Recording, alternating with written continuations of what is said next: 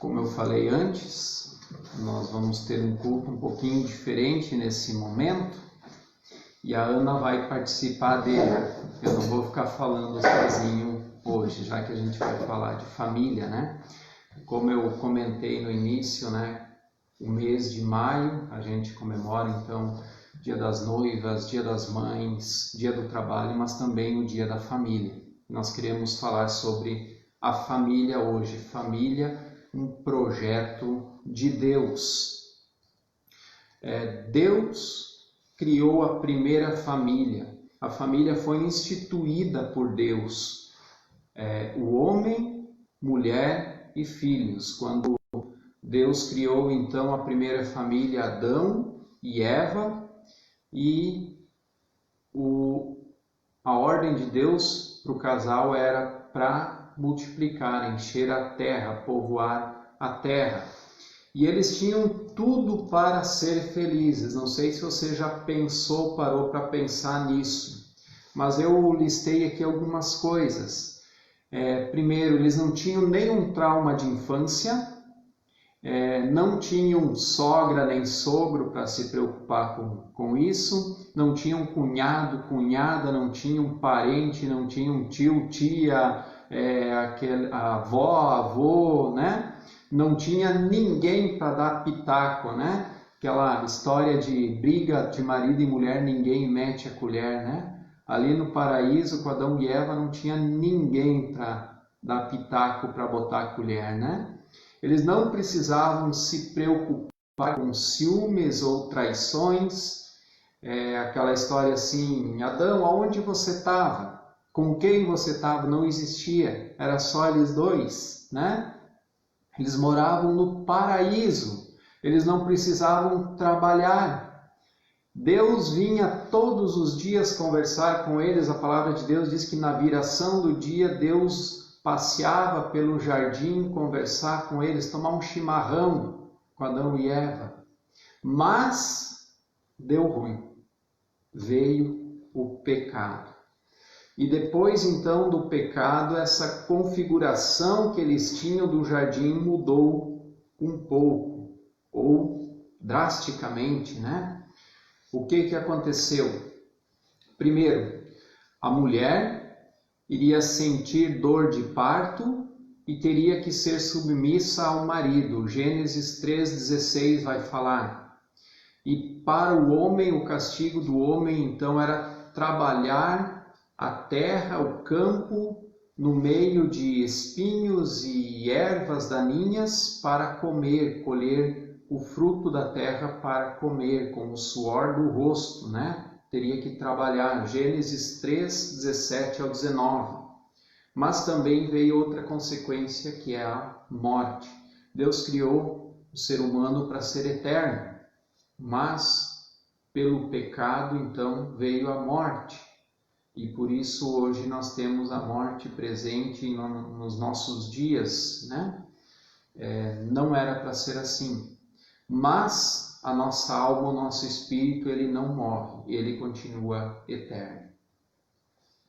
E agora então nós queremos falar um pouco sobre a família com essa introdução, alguns papéis específicos dentro da família. E nós queremos falar então do papel do homem dentro da família, o papel da esposa dentro da família e o papel dos filhos dentro da família, tudo sempre à luz da Bíblia, da Palavra de Deus, né?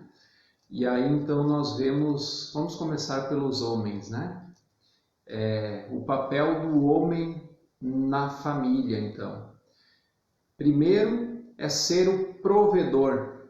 Como eu citei, Gênesis 3, 17 ao 16, e nós queremos ler, ele vai dizer... Gênesis 3, 17 ao 19. Ele vai dizer: E ao homem declarou: Visto que você deu ouvidos à sua mulher e comeu do fruto da árvore do qual eu lhe ordenara que não comesse, maldita é a terra por sua causa. Com sofrimento você se alimentará dela todos os dias da sua vida. Ela lhe dará espinhos e ervas daninhas, e você terá que alimentar-se das plantas do campo. Com o suor do teu rosto você comerá o seu pão, até que volte à terra, visto que dela foi tirado, porque você é pó e ao pó voltará. Então aqui está o primeiro papel do homem, que foi o castigo de Deus pelo pecado, né? Agora, qual que foi o pecado em si do homem e da mulher? Foi a desobediência. A ordem era não comer do fruto do conhecimento do bem e do mal. E a mulher e o homem foram lá e comeram, né? Então o pecado foi a desobediência, não o fruto em si, né? Então o primeiro papel do homem é ser o provedor.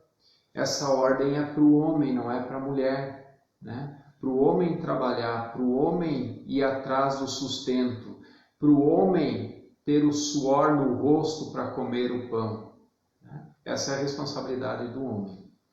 Agora, a mulher pode trabalhar?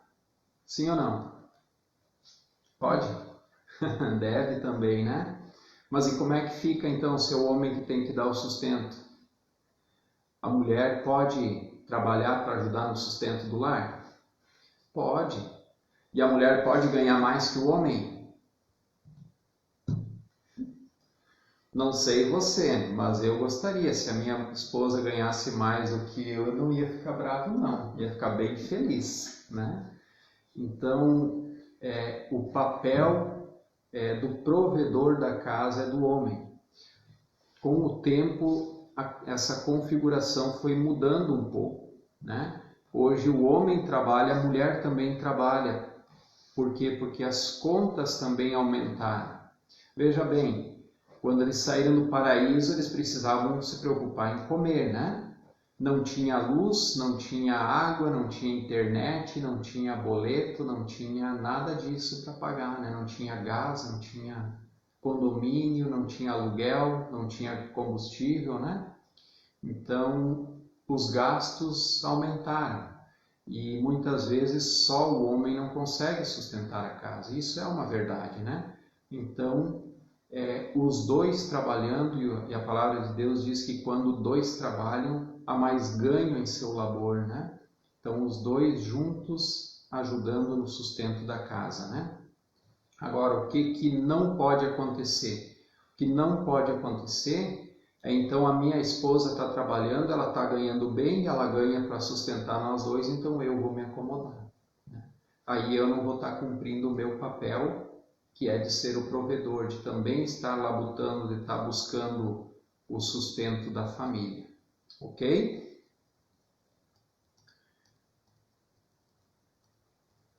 Segundo papel do homem, ser marido de uma só mulher. 1 Timóteo 3:2. E aqui, nesse texto, vai falar dos pastores, bispos, presbíteros, diáconos da igreja. E diz, porque o pastor deve ser um homem bom, contra cuja vida não se possa falar nada. Deve ter apenas uma mulher, e deve ser trabalhador incansável, cuidadoso, ordeiro e cheio de boas obras. Deve ter prazer em receber hóspedes em casa, ou ser hospitaleiro, e deve ser um bom mestre da Bíblia. Agora a pergunta que eu faço, é só o homem que é o pastor? É só o diácono, só o presbítero da igreja? Esse texto é só para esses? Tem um detalhe, o homem, ele é o pastor da sua família, ele é o pastor da sua casa, né? E ele deve pastorear a sua casa, e sendo o pastor da casa, então ele deve ser um homem bom, cuja vida não se possa falar nada, deve ter apenas uma mulher, deve ser trabalhador incansável, cuidadoso, ordeiro, cheio de boas obras, deve ter prazer em receber hóspedes em casa e deve ser um bom mestre da Bíblia, seu pastor da sua família, cuidar dessa parte espiritual também. É fácil? Eu não sei, às vezes eu converso com a Ana, às vezes parece que o castigo da mulher é maior ou mais pesado do que do homem, porque nós vamos ver logo mais ser submissa ao marido, dores de parto, né? Mas o peso que está nos ombros do homem talvez seja maior do que da mulher. O homem é o responsável da família, é o pastor da família, né? E aí vem então o terceiro ponto, o terceiro papel do marido, ser o cabeça da família, o pastor de sua família. Efésios 5:23 vai estar falando, porque o marido é o cabeça da mulher, como também Cristo é o cabeça da igreja, sendo ele próprio o salvador do corpo. Como seria fácil se fosse só a primeira parte, agora falando para os homens, né? Dizer assim, porque o marido é o cabeça da mulher, ponto final. O homem manda, a mulher obedece, né? Seria fácil, seria bom assim, né? Digamos assim, para o conforto do homem, né?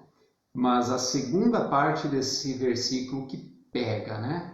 E diz assim, como também Cristo é o cabeça da igreja, sendo ele próprio o salvador do corpo. Bom, então eu preciso ser o cabeça da mulher como Cristo é o cabeça da igreja. Bom, agora mudou de figura. Como que Cristo age com a igreja? E aí a gente pode trazer para nós como nós devemos agir, né? O texto fala sobre sendo ele próprio o salvador do corpo, né?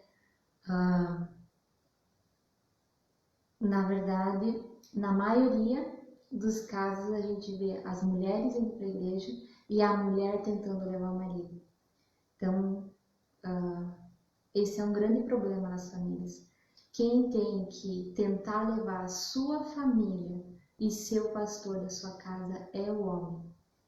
E esse é um grande exemplo para os próprios filhos. O pai tem que conduzir seus filhos, o pai também tem que ensinar. A gente vê mulheres ensinando as crianças em casa, seus filhos, fazendo devocional, contando a historinha, mas esse seria principalmente também o papel do pai. O que a gente procura fazer? Por isso que eu tô aqui hoje, né? Talvez vocês vão estranhar. Pra gente conversar como que a gente tenta fazer. Para não ser o pastor falando, tá, mas a mulher desse cara aí, ela concorda com tudo isso? No que eu não concordo, a gente vai conversar, né? Mas eu vou falar assim, ó, quando o meu marido está em casa e ele tem esse tempo, ele vai fazer o devocional com os filhos, sim. Quando ele não pode, eu faço. Isso é ser o pastor da casa também. E o meu marido tem que ser o meu melhor amigo. Quando eu não estou bem, eu tenho que me abrir com ele. Ele tem que ser... Claro, ele é o pastor, mas se ele não fosse o pastor, ele é o pastor da casa. Então, ele teria que ser o meu melhor amigo, e ele é, para mim me abrir e ele me aconselhar. Mas tem um detalhe, eu sou pastor na igreja. Dentro de casa. Tá, mas aí a gente faz assim, ó. Eu digo assim, agora eu quero falar com o meu marido. Quando eu quero falar com o pastor, agora eu vou falar com o pastor. Mas o fato é que dentro da minha casa eu também sou pastor, não como pastor da igreja, mas como cabeça da família, né? Aqui tem um parêntese que a gente tem que abrir e conversar, né? Para não dar margem para machismo. Tá? Eu já ouvi homens falando que na minha casa quem manda sou eu, dos negócios é eu que cuido, a minha mulher nem sabe quanto eu ganho, é eu que decido as coisas e acabou. Como também já vi pessoas, homens, saíram de casa simplesmente e chegaram com um carro novo. Sem consultar a família, sem consultar ninguém, com dívidas, né, e tinha o carro que era bom e tal, acabou trocando por um outro, porque era o sonho dele, porque viu a oportunidade, mas não conversou com a esposa, né? E aí, é assim que deve ser o cabeça da mulher? Assim? Não, não é assim. Tem que ter o diálogo. Por quê? Porque se eu tomar uma decisão de trocar de carro, vou usar o exemplo do carro, tá? Eu troco de carro, pego um e trago junto uma conta de 36 vezes para pagar. Quem que vai pagar essa conta? Não é a família toda?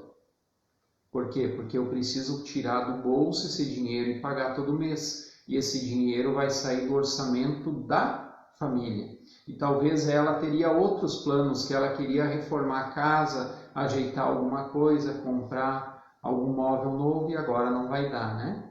E isso tem trazido e trouxe muita briga para dentro de famílias, de casais, trazendo até divórcio, pelo homem ser assim, um certo machismo, dizendo assim, não, é só comigo, é só eu que mando e ela vai ter que obedecer. Não, conversa.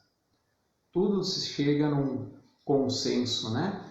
Cristo não força a igreja a nada, nós temos que lembrar, pelo contrário, Cristo se entregou e deu a sua vida pela igreja. Ele foi morto e crucificado pela igreja, né? E aí, você está disposto a dar sua vida pela sua família? É mais ou menos assim, então. E aí vem, então, o próximo ponto, né? O próximo papel do homem dentro da família, que é amar a sua esposa como Cristo amou a igreja. E nós vamos ler Efésios 5, do 25 ao 29, e depois o versículo 33, que vai dizer assim: Vós, maridos, amai vossas mulheres como também Cristo amou a igreja e a si mesmo se entregou por ela, para santificar, purificando-a com a lavagem da água pela palavra, para apresentar a si mesmo igreja gloriosa, sem mácula, nem ruga, nem coisa semelhante, mas santa e irrepreensível.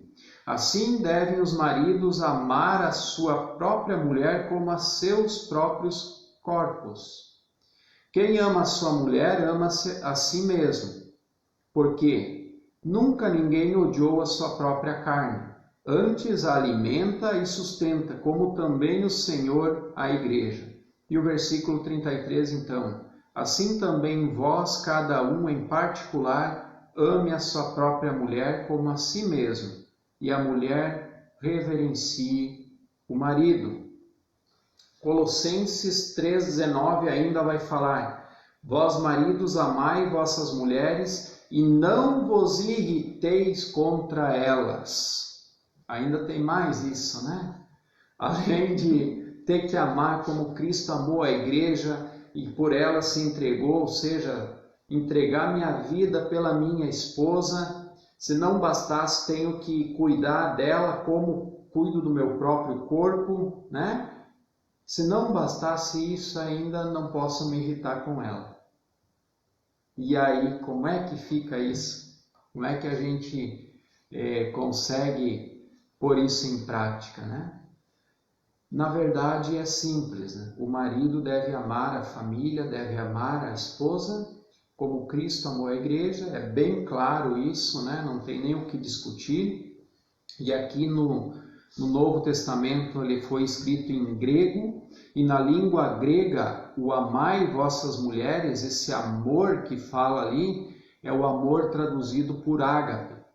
É difícil de traduzir para o português porque nós temos amor, é amor, né? Mas na língua grega existe mais de uma forma de amor. E existe o amor ágape, que é usado nesse versículo, aonde que diz que o amor ágape é o amor sacrificial, é o amor que se sacrifica pelo bem do outro, certo? Então é esse amor ágape que nós devemos ter pelas nossas esposas, né? O amor de sacrifício. de abrir mão daquilo que eu quero para o bem-estar também da felicidade da minha esposa. É esse o amor que Deus espera que nós tenhamos pelas nossas esposas, falando agora para os maridos, né? E no versículo 19, então, de Colossenses 3, diz que nós devemos amar as nossas mulheres, né? Amai as vossas mulheres e não vos irriteis contra elas. Aqui agora tem que também fazer um parênteses e entender isso, né? O que é esse não vos irriteis contra ela, né? Nós devemos ter esse amor sacrificial e muitas vezes se sacrificar um pouco nesse sentido também, né? Respirar um pouco mais, porque Deus fez o homem e a mulher totalmente diferentes, né? E eu não posso me irritar com a minha esposa. Agora, quando que eu não posso me irritar? Por qualquer motivo, por bobagem, né? Por qualquer coisinha você se irritar e brigar, xingar, viver xingando a esposa, né? Como é feio. Às vezes a gente vê casais por aí onde o homem trata tão mal a mulher, né? E às vezes a mulher não sabe aonde se enfiar, né? Mas também o outro lado é verdade. No finzinho do versículo 33 de Efésios diz assim: também vós cada um em particular ame a sua própria mulher como a si mesmo, e a mulher reverencia o marido, né? Então aqui também tem a parte da mulher. A mulher também não pode provocar a ira do marido. A mulher não pode estar provocando também o seu esposo, senão não tem quem aguente também, né? Então tem os dois lados. A Bíblia vai falar muito sobre a mulher rixenta e diz que é melhor comer um pão seco do que sentar à mesa num banquete, num churrasco, né? Aquela picanha bem assadinha ou mal passada, depende do teu gosto, né? Mas está ao lado de uma mulher rixenta. Sabe aquela mulher rixenta que incomoda para tudo, que você não tem paz dentro de casa? Então nós temos que cuidar esses dois lados, né? O marido, para não se irar, não se irritar com a esposa, e a esposa também não causar, então, essa irritação ao marido, né? As mulheres, eu quero dizer assim, tem mulheres que o marido mal chegou em casa, ela já está implicando por que demorou, o que estava fazendo, se tirou o calçado para entrar ou não, né? Se limpou o pé ou não. Nada que o marido faz tá bom. Então, o que a gente tem que cuidar? A nossa casa tem que ser o lugar em que o meu marido e os meus filhos gostam de estar, que eles se sintam bem. Um lugar onde você trabalha, você está cansado e você não vê a hora de chegar em casa. Só que com uma mulher que fica buzinando no ouvido, para tudo complica, nada tá bom, né? Tem coisas que tem que falar? Fala. Eu falo pro Lucas, eu não gostei de tal coisa, não faz assim, você fez algo que me incomodou, mas fala. Se tá irritado, nem fala, se acalma e depois vai falar, para não discutir por coisas bobas, né? Então, assim, faça do teu lar um lugar gostoso, onde teu marido e os teus filhos gostam de estar. O diálogo acima de tudo, né? Muitas vezes eu cheguei pro Lucas e falei, não tá legal assim, não tá bem, vamos conversar, mas claro, não no momento que você está irritado, se acalma e vai conversar depois. Tudo se resolve com uma conversa. Claro que também acontece como a Ana falou, o nosso lar deve ser o lugar onde a gente gosta de estar. A nossa família é com quem nós deveríamos, pelo menos, né, gostar de estar, né?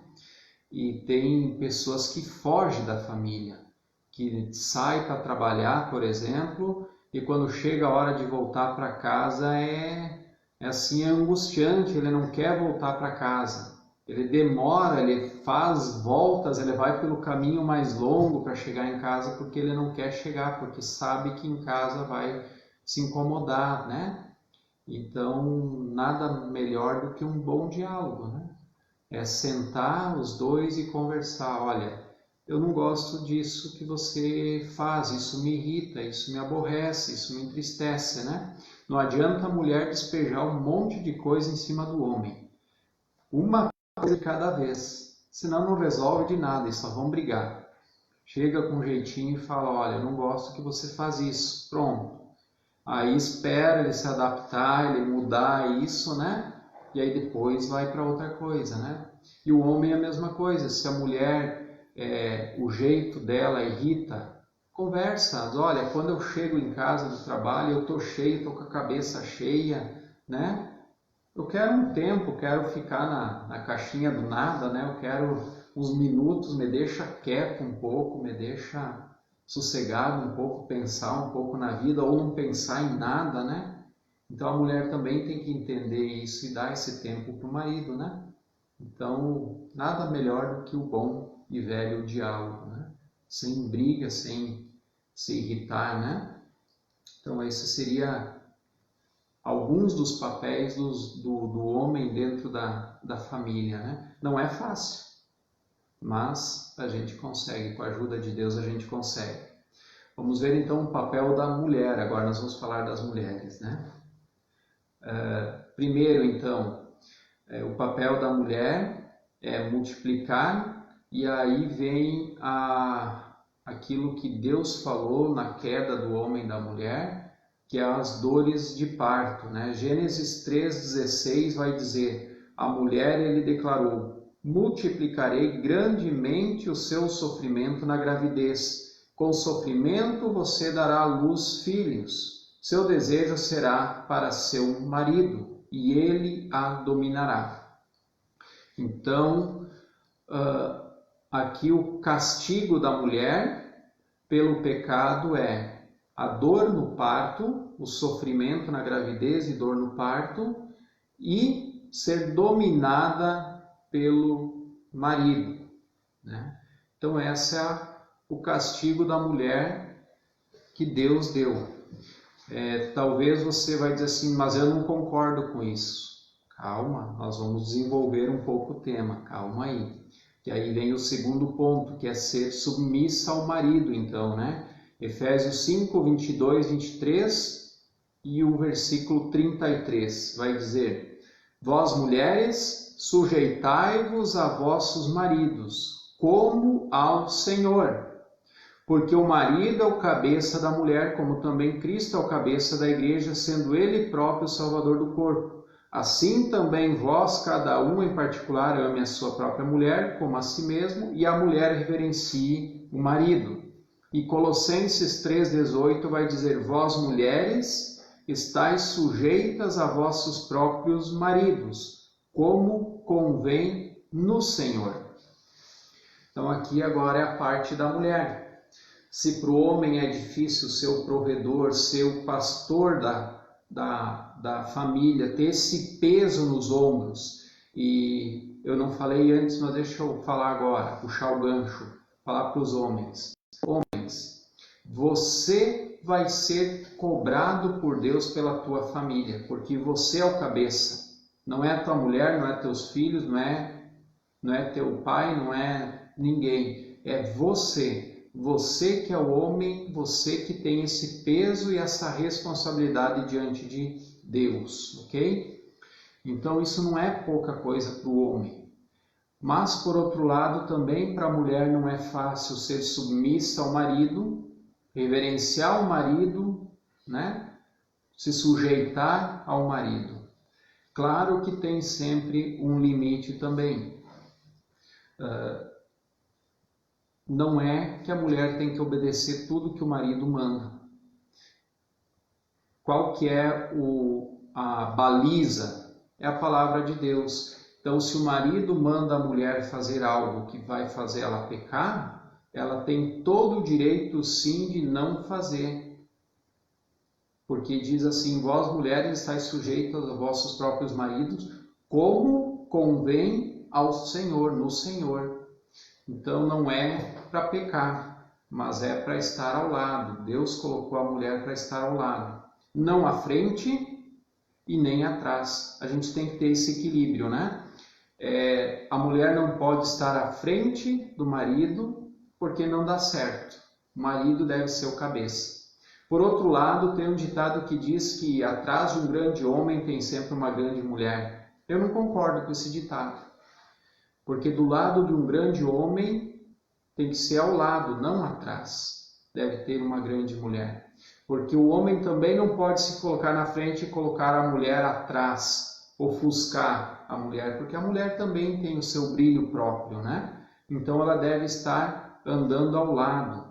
É auxiliadora, por isso que o símbolo de ter tirado uma costela de Adão, ou seja, algo do lado, para estar do lado, né? Não na frente e não atrás. Então a mulher tem que se posicionar ao lado do marido também. Não é fácil, mas... Olha, esse é um assunto muito polêmico. Eu já vi muitos comentários de mulheres assim horrorizadas que, tipo assim, fazem chacota disso, chutam um balde porque isso é ridículo. E ainda tem louco que faz isso, tem mulher para isso. Gente, o que a palavra diz? Nós estamos falando aqui de uma família que vive à luz da Bíblia. Se o meu marido for um homem de Deus, um homem que segue a palavra, não é sacrifício nenhum ser submissa a ele. Eu sou submissa ao meu esposo e eu não tenho dificuldade nenhuma com isso. Por quê? Porque um pouquinho antes ali ele falou para o homem amar a sua mulher como Cristo amou a igreja. Também falou para amar como o seu próprio corpo. A gente está falando desse homem, um homem temente a Deus. Jesus bateu em alguma mulher? Não, ele salvou, ele livrou de ser apedrejada. Ele curou mulheres, ele falou com mulheres, ele salvou mulheres. Outra coisa, um homem bateria em si próprio? Machucaria a si mesmo? É desse homem que a gente está falando, aquele homem que não se faz mal, aquele homem que cuida de si. Se ele não faz mal a ele mesmo, por que ele faria comigo? E eu digo mais, a mulher que reverencia o marido, que honra ele, respeita ele, ela vai receber muito mais do que ela merece às vezes. Eu não tenho problema em pedir algumas coisas para o meu marido. Confesso que eu ganho muito mais do que eu mereço. Por quê? Porque eu respeito ele. O que é esse reverencial, respeitar o marido? Gente, falo para as mulheres agora, não falem mal dos seus esposos. É muito feio, gente, você tá numa roda de mulheres e as mulheres falando mal do marido. Não estou falando de você compartilhar com amigas, com irmãs da igreja, com algum familiar, compartilhar, olha, tá difícil nessa área, tô triste com o comportamento do fulano de tal, ele fez isso. Não estou falando disso. Eu estou falando de falar mal. Eu vejo, perdão pela palavra, mas eu vejo mulheres chamando o marido de bocó, de boca aberta. Perdão por usar esse linguajar. Mas, gente, isso dói em mim. Não é isso que Cristo falou para a mulher fazer. É para te respeitar, honrar. E eu vou dizer mais, uma mulher que respeita, honra o seu marido, vai fazer com que ele a ame, com que ele cuide. Tem homem que nem quer chegar em casa, que, sabe, o casamento, a família é uma bola de neve, gente. Se o homem escutar você falando mal dele, ou ficar sabendo, quebrou o elo.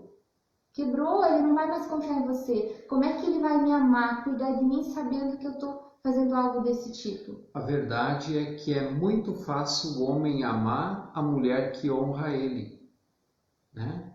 A mulher que reverencia ele, a mulher que se submete a ele, né? E também é muito fácil a mulher se submeter ao marido, reverenciar ele quando o marido ama a sua esposa, ama a sua mulher, né? E cuida dela como Cristo cuida da igreja. Então é algo que, se os dois fizerem aqui, a gente está falando qual que é o papel dos dois. Se cada um exercer o seu papel como deveria, as coisas funcionam direito, né? A Ana falou de mulheres falando mal do marido. Também vale para os maridos, né? Não falar mal da esposa, né? Às vezes a gente vê homens falando mal da esposa, dando risada, né? Como é feio isso. Pelo contrário, eu devo defender a minha esposa. Por quê? Porque eu a amo. Por quê? Porque ela é carne da minha carne, né? Quando nós nos unimos, Deus diz que nós formamos uma só carne. E aqui ele usa essa figura também de cuidar dela como eu cuido do meu próprio corpo. Então, eu não posso bater em mim mesmo achando que está tudo certo. Não. Se eu saio me esbofeteando pela rua aqui, possivelmente alguém vai olhar e vai dizer assim, esse cara está louco, tem que internar, né? Então não é assim que funciona, né? E também, agora eu vou falar, não sei se tem adolescentes e jovens aí nos assistindo. Gente, quando às vezes a gente dá um puxão de orelha, ou os pais, né? Não namora com esse cara, não, ele não é boa pinta aí. Gente, meninas, eu vou falar para as meninas e você fala para os meninos. Olha só. Não vai ser difícil você ser submissa ao teu marido no futuro se você também tiver o pezinho no chão e souber escolher sim com quem você vai se casar. É o que eu digo para os adolescentes, para os jovens. Se você vai namorar, já digo assim, que seja para casar. Senão você nem fica na tua. A palavra já é bem clara nisso. Escolhe alguém reverente a Deus, que busca a palavra, alguém correto. Você vai namorar um cara porque você está apaixonado, né? Ai meu Deus, eu não consigo viver sem ele, ele é o cara da minha vida. Aí você vai ver, o cara não respeita a mãe, né? Xinga a mãe, não tá nem aí pra mãe, não quer trabalhar, vive às custas dos pais, né? Como que você vai ser submissa a um cara desses, que não quer nada com Deus, não respeita sua mãe, como se nem a mãe que deu a luz a ele, criou ele, você acha que vai respeitar você, cuidar de você? Não quer trabalhar, vive às custas dos pais, ele vai ser o provedor? Não que você não tenha que trabalhar. Você pode se casar com um cara desse, mas você tem que saber que é você que vai ter que sustentar ele. Exatamente. E eu digo mais, eu já fui adolescente jovem um dia. Tá morrendo de amor? Ora, dá tempo ao tempo. O amor passa. Não vai ver o primeiro cara que você viu aí, tô morrendo de amor, daqui a pouco passou. Não é assim, gente. Vamos com o pezinho no chão. Ora, outra coisa, conversem com o pastor de vocês. Converse, procure alguém para conversar. Olha, eu estou gostando do fundo de tal, ora comigo, o que o senhor acha? Vamos com calma. A escolha que você faz, no meu caso que eu fiz lá atrás, mudou toda a minha vida. Eu olho hoje, a vida seria totalmente diferente com algumas escolhas que eu pensei em fazer e outras que não deram certo, graças a Deus. E eu olho que tipo de vida que eu teria. Então, assim, ora, quando eu sofri umas decepções na minha vida, eu ainda nem conhecia Cristo. Eu orei e eu pedi a Ele um homem que me amasse, que fosse fiel a mim. E que eu fosse Ele, que a gente buscasse juntos a Deus. E espere no Senhor. Espere. No momento que você encontrar uma mãe assim, não vai ser dificuldade nenhuma ser submissa. Nenhuma. E para os meninos também, se você gosta de alimentar bem o teu corpo e espera que a tua futura esposa possa fazer uns pratos muito bons, inclusive aquele que você mais gosta, primeiro verifica se ela sabe cozinhar, né? Senão também não vai dar certo. Se ela não sabe nem fritar um ovo, você vai querer que ela vai fazer alguma coisa, né, para você, né? Então tem que ver os detalhes, né? Tem que ver essas questões, né? E também cabe aos pais ensinar seus filhos. Orientar Mães, também, né? a gente está falando para famílias, família inteira. Mães, ensinem suas filhas a cozinhar, a lavar roupa, a limpar a casa. Gente, eu fico impressionada agora em ouvir vídeos, às vezes, comentários de pessoas que não sabem lavar a roupa, que não sabem fazer uma comida e estão na quarentena, não tem ninguém que faça. Gente, ensine suas filhas a cozinhar, a lavar, a ser aquela mulher que num caos vai se virar. É aquela história assim, não, mas eu não preciso cozinhar porque nós vamos comprar comida, marmita e papapá, né? Vamos ter uma empregada ou alguma coisa assim. Tá, mas se um dia você precisar, o que que você faz, né? Então é bom saber, nunca é demais aprender. Um dia a né? empregada vai ficar doente, não vai poder vir, e aí? Aí você improvisa, aí você sabe como fazer, né?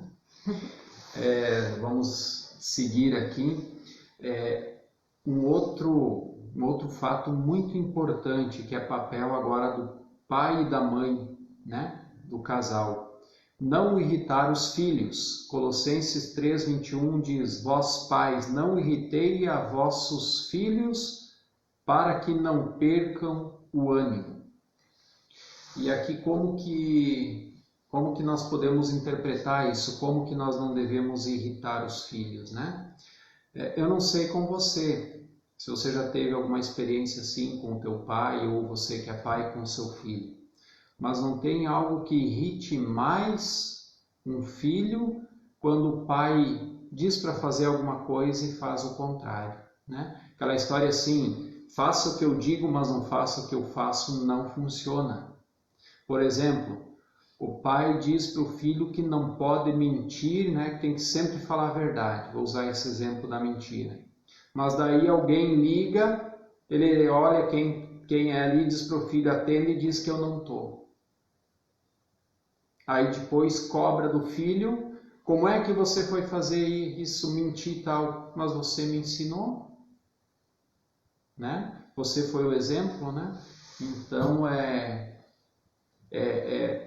esse não irritar os filhos é justamente no sentido pro lado espiritual também, né? Por esse lado. Não é aquela questão assim, eu vou tirar um pouco com meu filho, vou fazer uma brincadeira com ele. Ele pode se irritar? Pode. Cada um reage de uma forma diferente, dependendo como que está o seu humor, né? Mas o que está dizendo aqui, pais, não irriteis a vossos filhos, não seja um exemplo mau, né? Porque quando vocês vão cobrar, os filhos vão ter todo o direito de se irritar contra vocês e dizer assim, poxa, você vive fazendo isso e não quer que eu faça, né? O pai que sonega imposto, né? Os pais que, sei lá, devem no comércio, não dão satisfação. Não adianta querer ensinar depois o filho a ser um bom pagador de dívida, a cumprir a palavra, né? Não vai dar certo. E aí você vai cobrar dele depois, ele vai se irritar contra você com razão, né? Então, esse é um dos papéis também dos pais, né? E agora nós queremos falar dos filhos também, né? A gente falou do homem, do pai, da mulher, e agora então dos filhos, né? Quais que são os papéis dos filhos? Ainda daria para incluir ali que às vezes os pais pedem para os filhos fazer algo, ou os filhos fazem algo, e os pais já partem para a briga, para a cobrança. A gente tem que sempre lembrar que eles estão numa fase de crescimento, eles estão aprendendo, e cabe sim eles errar.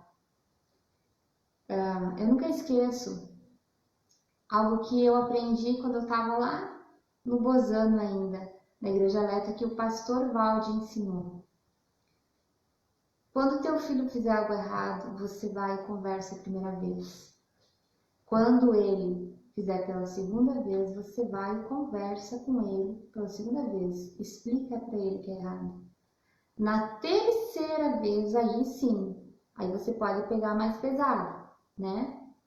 Talvez aplicar um castigo, algo assim, ser mais duro. Por quê? Eles estão aprendendo. Eles não... Nem a gente sabe tudo ainda e faz burrada e erra, né? Então, assim, a gente tem que amar eles.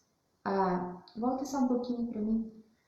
Ali fala sobre não irritar os filhos para que não percam o ânimo. A gente está numa era, gente, que tem muita criança, adolescente com depressão. E às vezes o que você precisa é conversar, é dar carinho, entender eles. Porque a gente tem que se colocar no lugar. Muitas coisas que eu fiz quando eu era criança e adolescente não foi mal intencionado. Foi por imaturidade mesmo, sem pensar nas consequências. Então, assim, seja mais compreensivo com seu filho, dê carinho, converse, para que ele não desanime. Seja aquele companheiro, seja amigo, para que ele, quando tiver com uma dificuldade, busque você para conversar. Vamos ver então o papel dos filhos, né, dentro da família. Primeiro, Êxodo 20:12 diz que deve honrar pai e mãe. Vai dizer assim: honra a teu pai e a tua mãe para que se prolonguem os teus dias na terra que o Senhor teu Deus te dá. O conselho para você que é filho: você quer ter mais dias de vida? Está aqui, é uma promessa de Deus, é o primeiro mandamento com promessa. Honra o teu pai e a tua mãe para que te prolongues os teus dias na terra, para que você viva um pouquinho mais, tá? Agora, o que é o honrar o pai e a mãe? Será que é obedecer? Também, mas vai muito além de obedecer. Honrar o pai e mãe é dar o mérito devido, né? Pensando, por exemplo, numa honra militar que alguém recebe, né? Vai num combate e tal, e quando volta recebe uma medalha. E o dia de receber essa medalha, então, é feito todo um cerimonial na presença de todos os da família, os militares, o batalhão, e essa pessoa então recebe uma medalha de honra ao mérito, né? Honra aquilo que fez, um reconhecimento por aquilo que fez.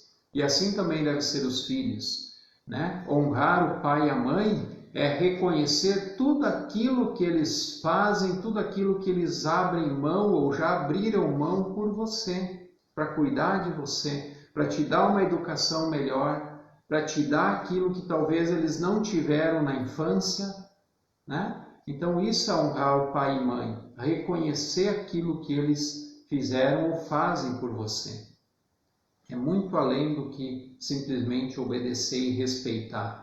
Entra junto o respeito, entra junto a obediência, mas é dar devida honra àquilo que eles têm feito na tua vida. E é tão triste a gente ver muitas vezes os pais abrir mão de sonhos, de projetos, de tantas coisas que eles queriam para eles, para poder dar uma faculdade para um filho, por exemplo, né? Para ajudar no filho, e quando chega na velhice, os filhos viram as costas aos pais, né? Como é triste isso, né? Não reconhecer tudo aquilo que os pais já fizeram por eles, né? Então isso é ir ao contrário do que diz aqui: honrar o pai e mãe, para que te prolongues os teus dias. Reconheça, pare e pensa, principalmente você que é mais jovem, talvez vive meio revoltado com os pais, né, que são caretas, não entendem, né? Não entendem mesmo, eles nasceram em outra época, né? No tempo dos meus pais não tinha internet, smartphone, aliás, não tinha nem telefone, né? Então, é diferente, é outro tempo. mas eu reconheço tudo aquilo que eles fizeram para que hoje eu estivesse aqui, né? Isso é honrar o pai e a mãe, ok? E também aos que são pais, lembrem que os teus filhos estão vendo como você trata teus pais, a tua sogra, teu sogro. E um dia chega a tua vez. Então, assim, ensina a eles a cuidar dos avós, que quando você tiver avô também, velhinho, sozinho, o teu filho vai lembrar de ti. Eu, por exemplo, e o Lucas, a gente não está perto dos nossos pais. A gente está longe. Mas seja com uma ligação, seja com algo que você possa fazer por eles mesmo de longe para melhorar a vida deles, né? Talvez uma ajuda financeira, uma ajuda para alguém, pagar alguém para ir ajudar eles, né? Porque você não está perto. Coisas pequenas, os netos ligando para eles. Então, assim, isso é honrar também.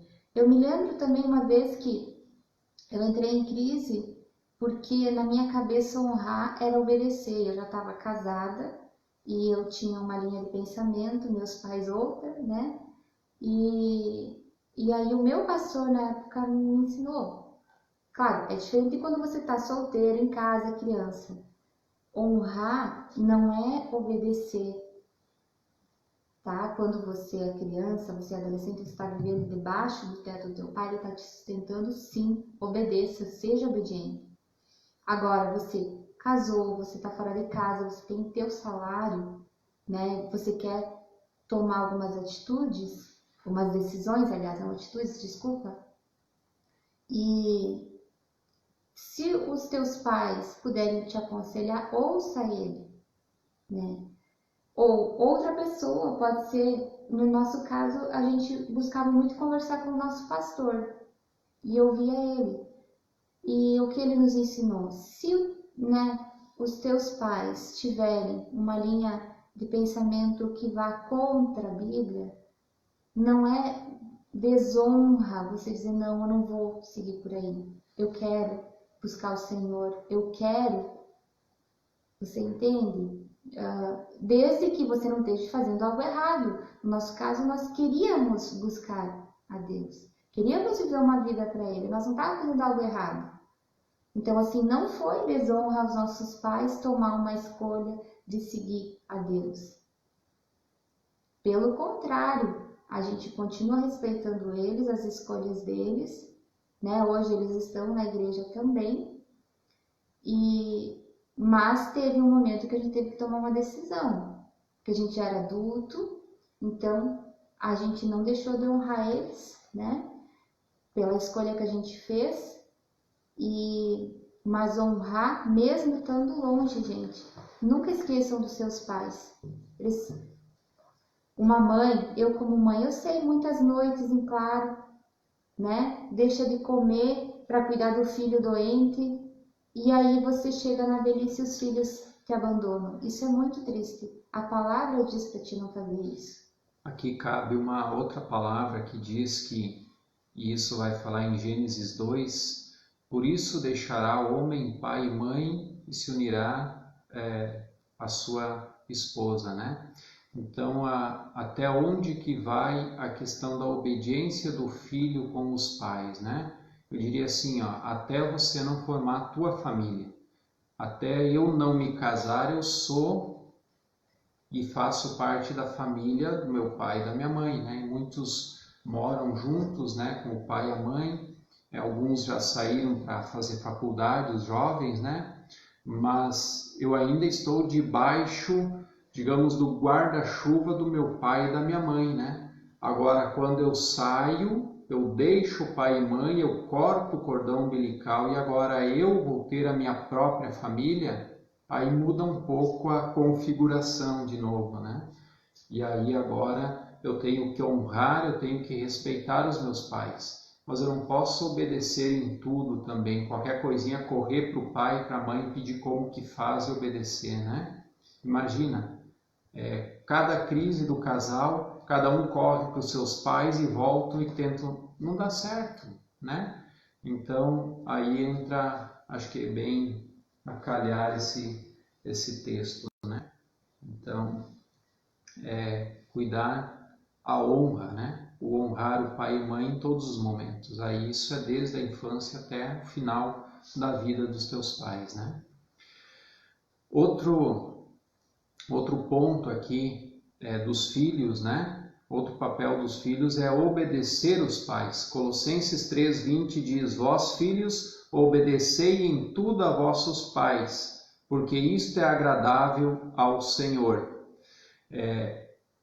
Filhos, obedeçam em tudo os seus pais, enquanto você estiver morando junto, que você está debaixo do guarda-chuva deles, né? Então você obedeça em tudo. Agora, o que é esse em tudo?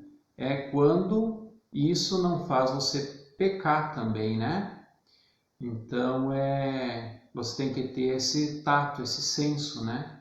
Seus pais mandam você fazer algo errado, então você tem todo o direito e liberdade de não fazer, né? Em primeiro lugar é Deus. Lembra que Jesus é o cabeça do homem. E aí depois vem a hierarquia, homem, mulher, e daí os filhos, né? Então, sempre olhar a palavra de Deus também. Outra questão aqui que fala em Deuteronômio 21, 18 a 21, e a gente não vai ler todo esse texto, mas a gente quer citar ele. Não ser rebeldes com os pais. Aliás, não ser rebelde com ninguém, né? Esse é um dos papéis dos filhos também. Deuteronômio 21, 18 a 21, ele vai falar de uma lei que Deus deu. E a lei que Deus deu lá no passado era a seguinte, e você pode ler depois com calma em casa. Se o filho fosse teimoso e rebelde, não ouvisse o pai e a mãe, então o pai e a mãe desse filho ou dessa filha levaria até os anciãos, os mais velhos da cidade, e iria dizer: olha, eu não posso mais com esse guri aqui, está rebelde, não escuta mais ninguém. E aí então os anciãos deveriam levar o filho, no caso, ou a filha, fora da cidade e apedrejar até a morte. Por quê? Porque a rebeldia é um pecado, e um pecado grave, que a Bíblia trata com gravidade, né? Aliás, a rebeldia foi um dos pecados de Satanás, né? Ele se rebelou contra Deus. E toda a rebeldia não provém de Deus, pelo contrário, ela é prejudicial. Diferente de eu discutir uma ideia diferente com outra pessoa. Agora, a rebeldia, você perde todo o senso e a razão, né? Salmo 68, 6 vai dizer: Deus dá um lar aos solitários, liberta os presos para a prosperidade. Mas os rebeldes vivem em terra árida. Ou seja, o rebelde ele não ganha as bênçãos de Deus, né? Deus abençoa os solitários, abençoa até os presos. Mas aquele que é rebelde, ele vive em terra árida. Ou seja, com dificuldades, né? Jeremias 16, 12 vai dizer: mas vocês têm feito coisas piores do que os seus antepassados. Cada um segue a rebeldia do seu coração mau, em vez de obedecer-me. E quando a pessoa é rebelde, como os pais, ela também é rebelde contra Deus. Essa é uma verdade. E aí entra o texto aqui de Jeremias, né? Segue a rebeldia do seu coração mau, em vez de obedecer-me. Deus falando, obedecer a Deus, né? Então, um dos papéis dos filhos também é cuidar nisso, né? Não ser rebeldes aos pais. Converse. Se não consegue chegar num consenso entre você e os teus pais, procura ajuda, procura alguém para ajudar, mediar conversa, conversar com eles, né? Tem tantas pessoas que podem ajudar nesse sentido, né? Tem o próprio pastor, você que é católico, fala com o seu padre, né? Para ajudar nesse sentido, um psicólogo se for preciso e assim por diante, né? Então, mas o que não pode é a rebeldia, porque é tratada com severidade pela palavra de Deus. E também tem que levar em consideração aqueles que são jovens ainda, que talvez você ache a maior besteira aquilo que o teu pai e a tua mãe estão falando. Só que você tem que levar em consideração que eles já passaram pela tua fase e eles sabem muito bem do que estão falando. Eles têm experiência. A gente, quando era criança, quando era ali adolescente, né, os pais falavam alguma coisa e pensavam, ai meu Deus, né? Como é que se dizia na época? Ladainha de novo, né? Tenho certeza que um monte de gente conhece esse termo ladainha. Pelo menos aqui no Rio Grande do Sul. E hoje eu vejo nós com o Isaac, que é um pré-adolescente com 13 anos. Filho, não é assim. Não, mas. Sempre um mas. Então tá bom. Aí, às vezes até com lição da escola. Aí cheguei em casa e aí como é que foi? Ah, tava errado. Tá vendo? Então assim, com coisas pequenas. Nem precisa ser coisas grandes, graves. Leve em consideração que os teus pais já passaram por essa experiência. E eles sabem muito bem o que estão falando. E para concluir, então, a nossa conclusão é que se cada um cumprir o seu papel, né, tendo sempre Cristo como cabeça, você vai poder desfrutar muitas bênçãos e alegria com sua família. Você crê nisso? Eu creio.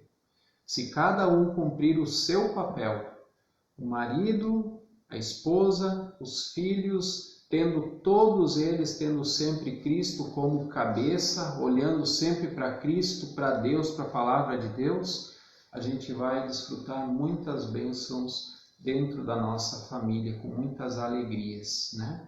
Eu creio nisso, e que assim seja na minha e na tua vida. Amém e amém. Eu quero cantar ainda uma música.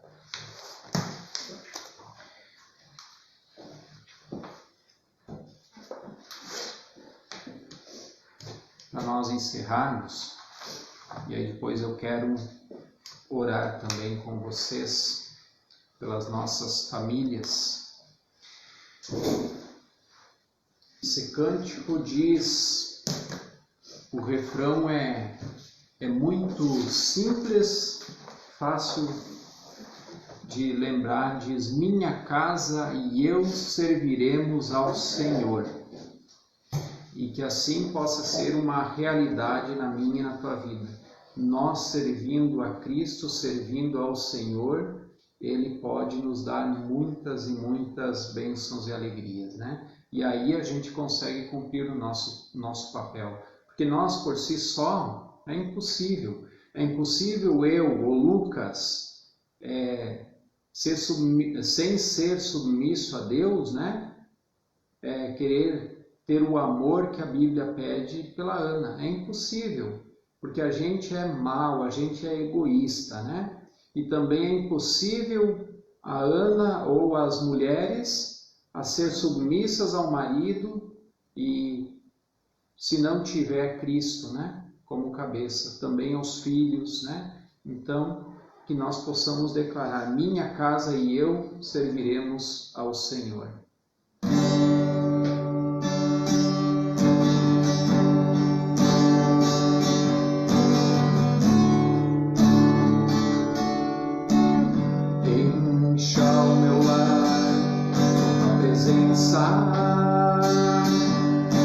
Só tu és digno de reverência, minha casa e eu serviremos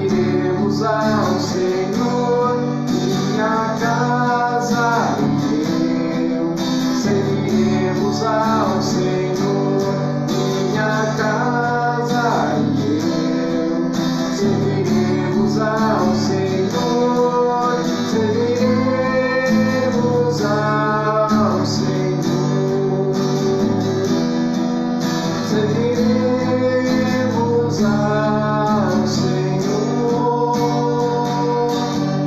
serviremos ao Senhor.